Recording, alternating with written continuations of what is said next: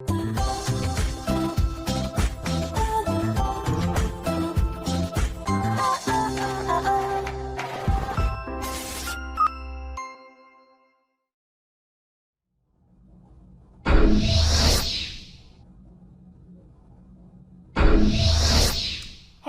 what's up you guys, Aftershow Reacts here, and today I'm going to be reacting to some more Stargate. This is Season 4, Episode 15. I've still got a bit of a croaky voice. Sorry. How are we all doing? You good? I don't know. I'm having a bit of a hard time with this whole COVID thing. Anyways, let's go over the comments. Will you show me the difference between an Australian accent and a New Zealand accent? Is it something like comparing a New York accent and a California or Texas accent? I do not know. I don't know, it's just like some words you can kind of just tell. Like, I would say, is there a spare piece of paper? But a New Zealander would say, is there a spear piece of paper? So it would be like more spear. That's one that I make fun of a lot. Then there's like things like, we would say fish and chips, and they would say fish and chips. Fish and chips. Yeah, I don't know. I can just kind of tell. You can just kind of tell some of the word being different. I don't know. Kiwis tend to pronounce their vowels with more of a U sound. The actress in this episode actually sounds a bit more British. I think she was putting it on too much, to be honest. I think that's what I think. I'm guessing her accent has changed since she lived in England for most of her adult life. I think she was putting it on. Thank you for the help with that, but one thing, question, sorry, what's Kiwi? That's just what they call themselves. That's all. A Kiwi is a nickname for someone from New Zealand. The Kiwi bird is the national symbol for New Zealand and was on military insignia worn in World War I. Because of the insignias, it became a nickname used by soldiers from other countries. I didn't know this. I thought they just called themselves Kiwis because it's their bird. Ever since then, the nickname has been one in the New Zealand. Has been one in the New Zealand people are proud to be associated with. Another nickname that they get associated with a lot is sheepshagger, because they love their sheep.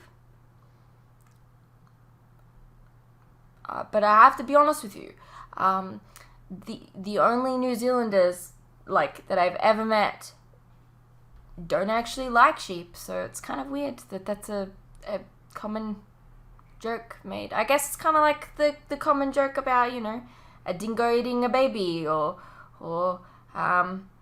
you know, do you ride a kangaroo to school? Like, shrimp on the barbie. We don't even call it a shrimp, okay? But anyways, that's what I'm trying to say.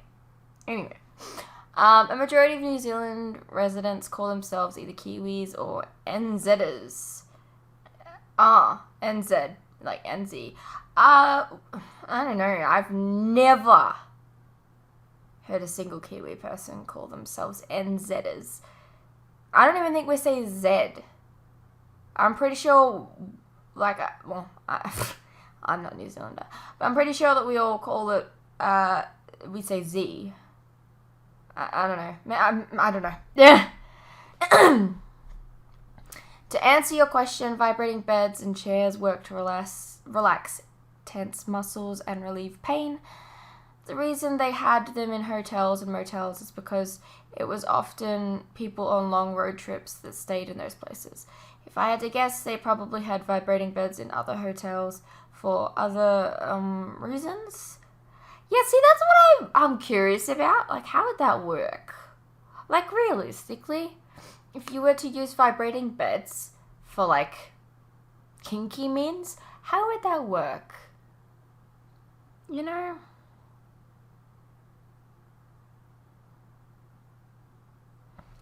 don't know. And then we have the next episode. Tony does a really great job with these intros. Damn straight. If you didn't know better, you wouldn't know that it's not the original intro. Getting the right clips placed at the proper times to the music was really well done. And nice choice of clips. Nicely done, Tony. Yes! I love the little intros that he comes up with. It's great. He's just told me that he made a new one that he's, like, super excited about. But I'm not going to see that one until, like, near the end of season 5 or something. So that's rude. I don't know about you, but I think that's kind of rude, don't you? I don't know. The Goa'ulds need to adjust the aspect ratio of their screens to white. Okay. You are down yourself, Tony. Oh, this is just... Everyone's just praising Tony. You don't have to read this one out loud. Well, I'm going to read it out loud anyways. You think the light shooting out of his mouth looks funny when they use the torture stick on Tilk. You should see what it looks like on his backside. He burned a hole in his pants. Oh gosh. I should have kept that one to myself. You asked if Daniel would be a gamer after I noted he'd be fun to play with. You're right. He most likely wouldn't be all that good at playing games. Would he still be able to beat us? Probably. I don't know. I am pretty good at video games. I don't know. No, it has nothing to do with anyone putting something in Richard Dean Anderson's drink.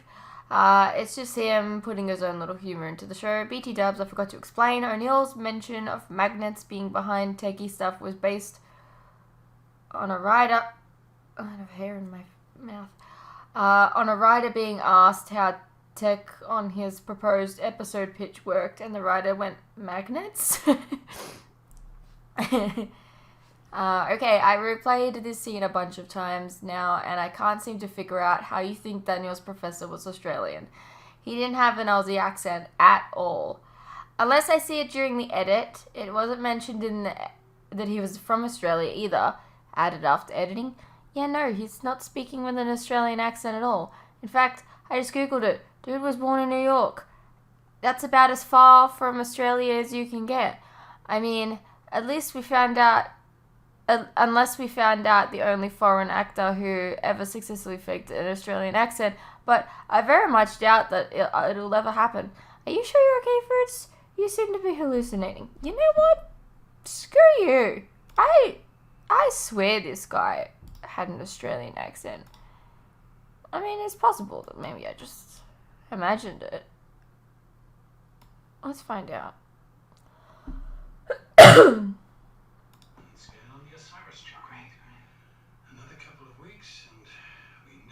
Known what was inside.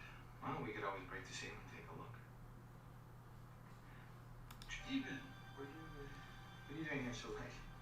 Actually, I was just about to go down to the lab. We finally have a chance to do a resonance scan on the Osiris chart. Great. Yeah, he said chance in a New Zealander-ish Australian way. You can't hear that? You really can't hear that. I mean, hang on. It's probably not even coming out of this. So this isn't on, so... I am all about just proving myself right here, because I know I'm not hearing things. Stephen, what are you doing here so late? Actually, I was just about to go down to the lab. We finally have a chance to do a resonance scan on the... Actually, we finally have a chance to go down to get a resonance scan. Osiris chart. Great. Another couple of weeks and... Another couple? Like that, the way he said couple, it sounded New Zealander. Known what was inside. Well, we could always break the seal and take a look. Joking. Well, half joking. The Egyptian government expects these items to be returned intact. Returned? He said that. You telling me an American says return like that? I don't know, man. I don't see... If we were in their place, I'm sure that we... Sir, you watch. The scan will reveal that canopic jar contains the mummified heart of a 3,000-year-old pharaoh, and we're just handing it over. I know. It's the find of a lifetime, Professor. Yes. Yes, it is. You coming? That's all I have to say about it. Now, well, yes, you do sound Australian, of course. You, however, sound nowhere near the kind of Aussie that we're always hearing in TV shows and movies. Then again, most Aussies we see in TV movies aren't even from Australia. You know what's really weird to hear, though? And this is a total segue. I saw a bunch of videos of Eliza Taylor and Bob Marley a few days ago, and holy fucking shit do they sound different when hearing them speak their natural accents. Yeah, I know. It's even weird for me when I hear, like, I don't know, like, I saw an interview from, Victoria Newman from The Boys. She's from Sydney, by the way. I didn't know this until the interview. I heard her accent. I was like, oh my god, she's Australian. That's so weird. But yeah, it's like night and day. More weird even. You don't sound anything like them either. Are you sure you're Australian? It probably has to do with, like, how much I speak to other people from different... Like, I speak to you. I speak to 2 other British people. I speak to New Zealand people. I speak to so many different people. And on top of that, I also watch so much TV, which is very Americanized. So, I maybe that's why my accent isn't exactly, like, full-blown Australian, because I have, like, a bit of a mix of everything. I don't know. You're mistaking people with being Aussie, and then this actress shows up who's from New Zealand, and you think she's British. You're off your game, fruits, added before posting. I'm going to attribute all of this to being the symptom of having the vids, which is what the cool kids call COVID. Because, you know, I'm super cool and stuff. Okay, I looked up and it said that she was from New Zealand. So whatever. I think she was putting on a really, like, over-the-top British accent. But I digress. Yeah, that's right. O'Neill fishes in a pond that has no fish in it. This guy is an oddball. He's like my spirit animal or some shit.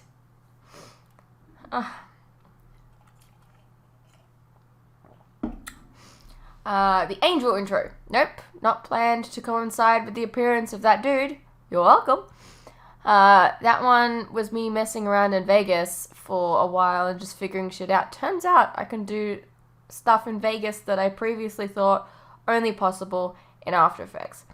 I can imagine that you'll be able to make the angel intro in Sony Vegas. I feel like given enough time and energy, I could maybe do that. If I feel like I would know the steps to make that one. I don't know how you'd make something like the Buffy intro, though. Or Charmed. Ooh, Charmed would be really difficult. Anyways, but yes, as I said in DM, the next ones will be shorter. I do have to space them out a bit because I'm running out of ideas that I can pull off, and the official intros don't come back till early season 6. Oh man, it's gonna be really rough. Yeah, sadly sometimes the way the actors who play a Goa'uld speak in combination with the voice modulation might make it difficult to understand. Well, you know, I could make it easier on myself and have subtitles on, but I get distracted really easily by reading and not looking at the screen properly, and that's why I don't do that.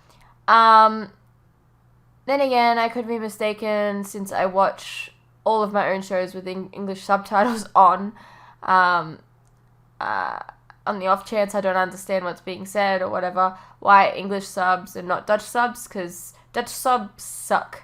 The translation most always doesn't translate well. It's like the Dutch translator only studied English for 2 weeks and decided this was good enough to apply for the job. Well, there you go. As if Bratek. Bratek. I'm still getting better. As if Bratek, the guy who legit trained Teal'c himself, would have died off screen to this lowlife Goa'uld. I think the showrunners would show a little bit more respect for him than this, right? You would hope. Yeah, Jacob's headset does look like a Dragon Ball scanner, doesn't it? It'd be pretty cool if, while scanning these mines, they'd pick up 7 energy signatures, and they can make a wish, like rid the galaxy of the Goa'uld, or more importantly, erase Teal'c's soul patch out of everyone's mind. Yeah. Kind of a plot hole in the recent episodes, or we've seen both Jacob's ship and now part of Apophis's fleet have the ability to cloak and thus become invisible. If we go back to season 1, episode The Nox, we were led to believe that this was a form of technology that the Goa'uld didn't have. Where did they get it? Will we ever find out? Find out next time on Dragon Ball Z! I mean, I don't know. I guess maybe we have an issue with the Nox then, because maybe they finally got to the Nox and stole their technology. I don't know. We haven't actually gone back to them in a while. I'm just saying. Anyways, I apologize for being sick, but I don't apologize because I have to get these recordings done. Let's get into it. Rawr, rawr. My French is not sitting well today. Look at this. It's like a giant what's going on? Colonel O'Neill, this is General Hammond. Report status. We're pinned down. Open the iris. Oh, okay. That's not good. Oh, did you know? Actually, you want to know something really cool? We played so there's a game called Escape Simulator, and it's basically people make maps, and you have to try and escape and whatever. We played a Stargate map, and it was really well designed, and it looked so cool, and yeah, I was so impressed by it. Anyways.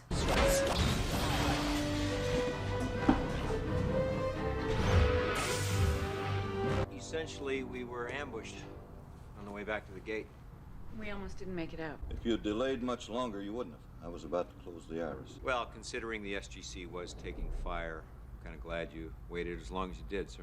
Strictly speaking, if I had followed procedure, you'd all be dead right now. Okay, So well, every time we go through the Stargate, it's a calculated risk. yeah. I realize that, Major. But frankly, I'm getting tired of sending good people out there never knowing if they're going to come back. I've had enough. Okay. I'm sorry, sir. What are you saying? I wanted you all to be the first to know. Effective immediately, I'm stepping down as commander of the SGC. Oh. Who's gonna take your place? La la la. You know, I got my fringe. It's already grown too long. It's already in my eyes. It's gonna drive me nuts. Maybe I should make it a side fringe again. Done like 2 days worth of videos with it. Come see me off, Colonel. Nope. Do you really think I believe you're quitting because we ran into a little trouble out there? Yeah, what's that about? Hell, we've been presumed dead before. Yeah. I don't have to explain myself to you, Colonel. No, sir, you don't. You're my commanding officer. But could you throw me a bone? Jack, this has been a long time coming. I'm asking you to respect my decision and accept it. When I took over this command, the Stargate was inactive. This was supposed to be a quick and easy assignment on my way to retiring. General, need I remind you that I was retired? Some things are worth changing your plans for. I've had enough. Let me just say it's been a pleasure serving with all of you. Miss you, sir.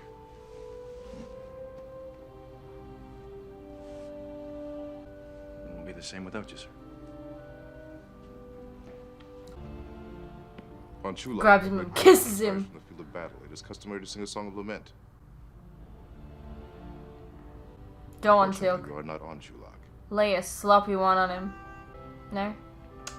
I don't know. Take care of yourselves. So what do we know about this new guy? Not much. So he's not some sort of spit and polish brass tacks. Hard ass? I was building up to that. My name is Major General Bauer. I'll be your new commanding officer. I'd just like to say I look forward to working. I already don't like him. Thank you. He looks boring. I feel like he's a one-episode guy. Sometimes you can kind of tell. I don't know what it is. Sometimes they look really boring and they just like don't last. The Pentagon feels that the Stargate project, while exposing Earth to considerable danger, is yet to produce any practical returns. Now, we've been working on a device Practical designed returns? specifically to take We've advantage gotten of this stuff. natural enhancing effect. I'd like you to take part in the operation. What about my duties with SG-1? You've been reassigned. Ah, fuck you! I don't like you. As have you, Dr. Jackson. I'll throw you under a bus. Archaeologist has no place on a frontline unit. From now on, you'll work as a consultant going off-world only as required. General Bauer. The decision. Well, I don't like is you. made, Major. So why is it Major General? Colonel O'Neill. This is like a step above General? What? I've just been going through your mission reports. Yes, sir? They're satisfactory, although in the future you might want to include bullet point summaries with each section for an easier read. I bet you Bullet just point read. summaries. Is there a problem with that? Yeah, that'd be lazy. General, I realize the format of my reports is of vital importance. And if you'd like, someday we can get together and talk about fonts and margins. But right now, I'd like to discuss the fact that you're dismantling my team without discussion. General Hammond may have allowed you a certain latitude in his presence, Colonel, but you do well to watch your tone with me. You know, General Hammond kept us together for a reason. The fact is, if it wasn't for SG-1, right now you'd be sitting there with a snake in your head instead of your head up your ass. Colonel! No! You tell him. You tell him, Jack. No one around here is above reproach. If it continues, your long history of insubordination will come to a swift and completely unspectacular end under my command. That I can assure you. Now, I suggest you take some time, think things over. It might be really dirty. Why would you do that? Hello, Jack. Come on in. What are you doing? A little vacation. Didn't you just take some time off? Yeah, this one wasn't by choice. Not everyone is going to be as patient with you as I was. That's why I'm here, sir. Bit of a rough adjustment. Oh, no. Oh. No, everything's fine. SG-1's been dismantled. Daniel's got a desk job. Teal'c's with SG-3, and Carter's working on some kind of doomsday machine. You know, same old same. Are you serious? For once. It's been like 5 minutes. It's just going to take some time to get used to the man, I'm sure. Oh, come on, General. I've never met anyone who liked doing what they do more than you. And you were good at it. Great. You'll never convince me you just got fed up. I'll never buy that. I'm sorry, it's out of my hands, Jack. What does that mean? I can't discuss it. Were you fired? General? Were you pushed to resign? You don't understand. I won't. Unless you explain it to me. 2 weeks ago, I was contacted by a representative of the NID. He suggested I should become more aggressive in my policies. I have no jurisdiction. And you didn't They agree. wanted me to help them gain access to off-world technology, which they're unable to do since we shut down their little side operation. You told him to go to hell. Of course. Then he told me if I didn't cooperate, there would be consequences. The next day, 2 men in plain clothes, driving a black, unmarked car, picked up my granddaughters at school. I don't believe it. They took them for a little ride, then brought them home. The girls were fine, but I got the message. We're talking about an organization as powerful as the CIA. These people are above the law. I can't protect my family 24 hours a day. I had no choice. Of course not. Don't get yourself into trouble over this, Jack. You know me, sir.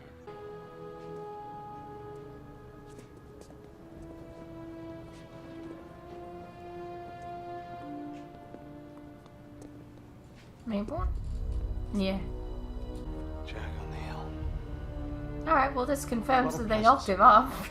Because like, I don't know, we weren't told anything about that. The episode just ended, remember? How are things progressing, Major?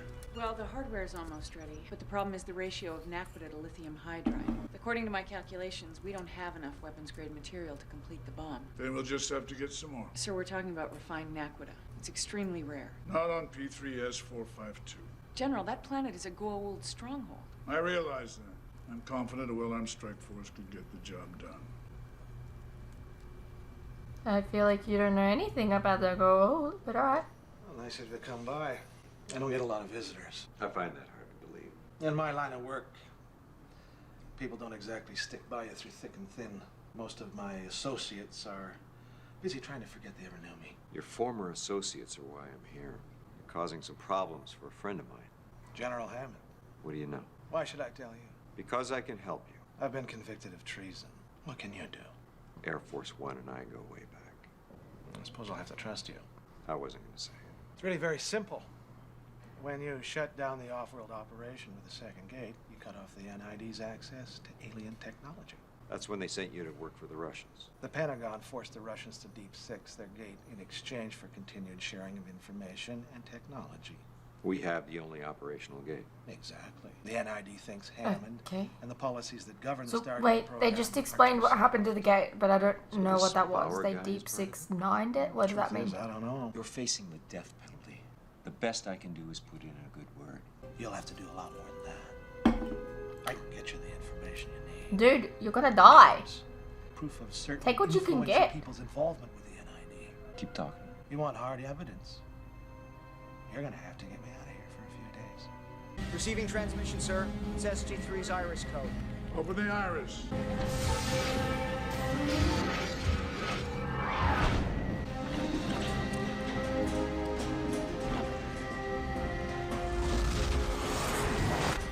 Why is there only 3 of them? Where's Major Wade? Dead. What happened? We encountered heavy resistance. Lieutenant Morrison was providing cover fire. What about the naquita? I believe I secured a sufficient amount. Excellent. You can give me your full briefing later. Dude, someone died! And you're just like, cool, I have the thing I wanted. What?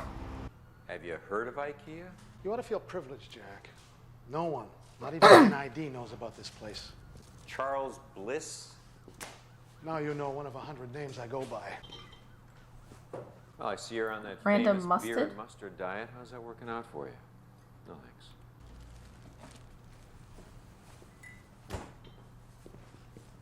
Instead of floppy disk. If anyone tries to boot the computer up without this disk, the whole thing fries. What are you doing? Accessing NID files on the internet. On the internet? The organization is made up of cells. They communicate with each other by accessing bulletin boards online. Why do we have to come here for this? Because the decoding software happens to be on this computer. They've deactivated my password. Well, there's a shocker. I'll try to hack in through the back door. So you said nobody knew about this place. They've probably been tracing me since I went online. You got a way out of here?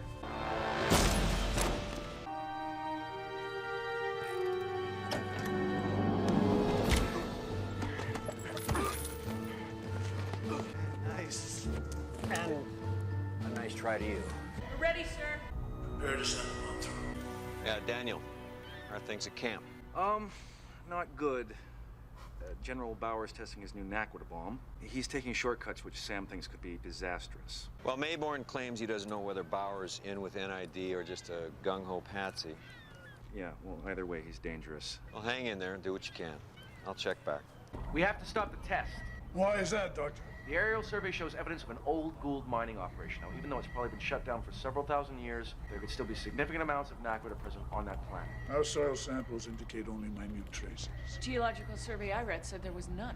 We're not stopping the test. I don't think you realize the implications of this. Or maybe... How about you listen? Are you making an accusation, Major? You knew all along, didn't you? You were hoping for a chain reaction with the naquita in the soil. Sir, that entire planet could be destroyed. The possibility has been considered. Most worlds occupied by the Goa'uld do have a high incidence of naquita. This would be a very effective weapon against them. There's only one problem, sir. When that bomb goes off, we'll still be connected to that planet by an active Stargate. And we've seen radiation, gravitational effects, even time distortion translated back through an outgoing wormhole. According to my intelligence, we should be able to get just enough data before the Stargate is destroyed and the wormhole disconnected. Before the Stargate is destroyed. That is not your concern. Sir, we've seen the Stargate survive a direct hit from a meteorite. The truth is, we have no way of knowing what might happen. A risk assessment has been made that was deemed acceptable. End of discussion. I hate this man. Just shutting everyone down.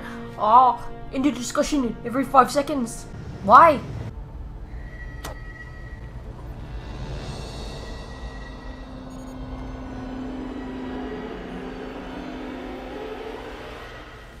What happened? We've lost transmission. The observation mount was destroyed. The wormhole did not disconnect. Sir, I'm picking up increasing levels of radiation in the gate room. They're gamma rays, ultra-high frequency. Shut down the gate. No response. Radiation levels approaching critical. Close the iris. Radiation levels decreasing. Sir, if that iris succumbs to the heat and loses integrity, there will be no way to stop the radiation from bombarding the base. We have to evacuate. We were positive the other gate would be destroyed. Sir, we have to act now. Attention all personnel. By order of General Bauer. You can be positive all you like, but when it comes down to it, Samantha Carter knows the correct answer every time. So maybe listen to her. Security station on level 16. What's going to happen, Major? I have no way of knowing that, sir. Maybe you have the Your answer. risk assessment didn't cover this. Yeah, you dumbass. Maybe next time you'll listen. Gentlemen, I have the Undersecretary of State, the Governor of Maryland, and half the United States Congress waiting for me in my living room, so let's make this quick. What in God's name can I possibly do for you? We need some information on the NID. You are making less and less sense to me as the seconds are passing away. Don't tell me you're not aware of all the money they funneled into your re-election campaign. Aren't you supposed to be in a federal prison, Colonel? Colonel O'Neill graciously asked the president to help me dig up some information about my former associates. And you trust this man? No, I have a party to get back to. we're not going anywhere. Excuse me? I'm not leaving till I get what I came for. And what are you going to do? I was thinking about shooting you. Jack. Getting a little dirty for you, Mayborn? The iris is still holding, but it's starting to heat up. How long before it loses integrity? I'm not sure. It's possible that we turn that planet into a giant ball of superheated plasma. We power the gate for months. We'll have to set the auto-destruct. The gate on the other side survived the explosion, not ours as well. But at least it would be buried under 1 million tons of rock. That wouldn't stop it from pumping out radiation. Eventually, the heat is going to melt through that iris. And what do we do, Major? Maybe listen to her next time. There is a chance that the gate will shut down on its own. The 38-minute window. I need the password. I'll give you a choice. White meat or dark meat? You wouldn't dare. It's usually something familiar, like a wife's maiden name. I have a wife, 3 children, 7 grandchildren, and various nieces and nephews. Good luck. Try Oscar. Oscar, no letters or numbers. That's it. We're in. That's a bit easy. Kinsey's online activities connect him to NID actions over the last year and a half, including the secret operation I ran out of Area 51, the involvement with the Russians. I really hate the trope that it's like, And the oh, threats to Hammond. first guess is the You're a piece password. of work, Kinsey. I really hate the trope. Try to shut down the A password is a SGC. password. You make this big speech about how much you hate secret organizations, and you jump in bed with the NID. What is that? I still think the gate's a Pandora's box, and I still think it should be buried forever. But as long as it's open, and as long as it's a threat to this planet, then I'm damn well gonna make sure it's used the way it should be used, to defend God's creation. Oh, blow the rhetoric up somebody else's nose. Nothing but a power-hungry hypocrite. You self-righteous son of a bitch. Where'd you get off? Judge not lest ye be judged. I read the mission reports that come out of that mountain. You play with the fate of this planet on a daily basis. I'm doing the job I was asked to do. I doubt very much your constituents could say the same about you. Please, given the chance, half of all American citizens won't even vote. And the half that do vote are too stupid to know what they're doing. Which explains how you got... I'd love to not vote, to be honest. In order to expose me, you're going to have to compromise the secrecy of the SGC. Are you really willing to do that? I'm done. What are you going to do? Take down the whole NID? Nope.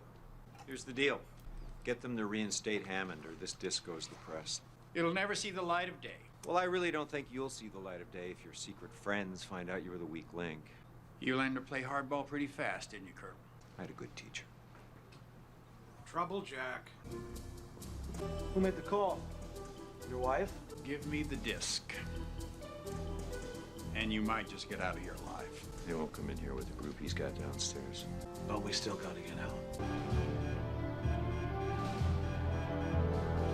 Still open. Yes, sir.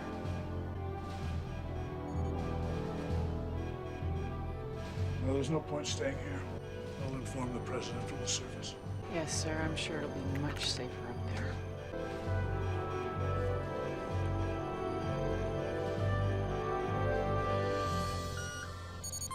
Major Carter. What happened? Gate shut itself off. Are you sure? It's over. For what it's worth, Major. I'm sorry. You should be. We've heard you're planning a run for the White House. The White House? Are you officially declaring your candidacy? Diane, this is really not how I intended this to come out.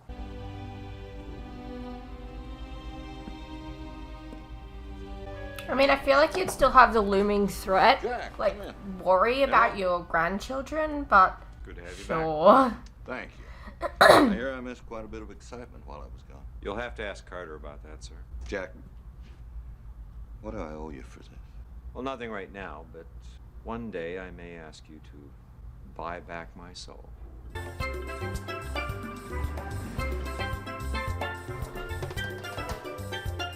Alrighty, well that was Stargate SG-1 Season 4, Episode 15. You know, we had a different general this episode who sucked. I knew he was a one-episode wonder. I knew it! I knew it! You couldn't tell me any different. This is why you're always listening to Sam. Just saying. And then we also had O'Neill working with Mayborn, which is an unlikely pairing. But now Mayborn is out there, so I don't know. Anyways, I hope you guys enjoyed, and I'll see you in the next one.